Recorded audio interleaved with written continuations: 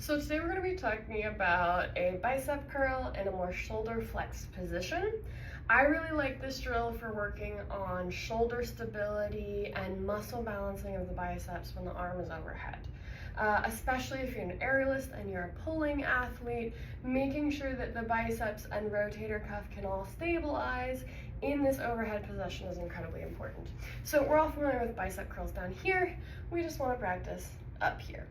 And so if a typical chin-up isn't super accessible for you, or we're working on that muscle balance, I really like this version where you anchor a band high, and you want to make sure that you're wrapping the elbow in. So make sure it's not pointing out to the side here, but you want to try to maintain some external rotation, and then you're going to fix the arm in a flexed position. The higher overhead you are, the harder this is, so you can start a little bit lower, maybe arm is straight, externally rotated, and then you're going to curl, bringing your wrist to your shoulder as much as possible using that biceps, and then you're going to relax. The main thing is to make sure that the arm is not moving and you're maintaining this external rotation. As you come in, make sure your ribs aren't flaring to help get that arm up.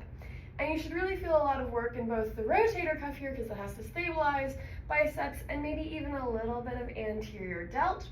I am using a neutral grip. You can also scoop with the thumb so that when you're pulling towards your face, it's a little bit easier on your wrist.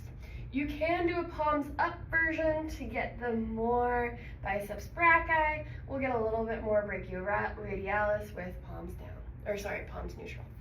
And the more that you lift the arm up, again, the harder that it is, so we can practice in this position as well.